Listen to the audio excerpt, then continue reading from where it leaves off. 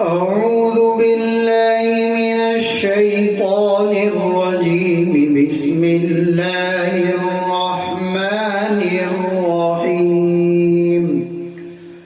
تبت يدا